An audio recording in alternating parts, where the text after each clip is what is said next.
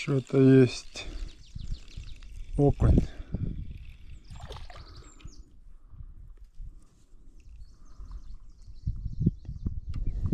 Вот такая рыбалка у нас на озере Кизинаям.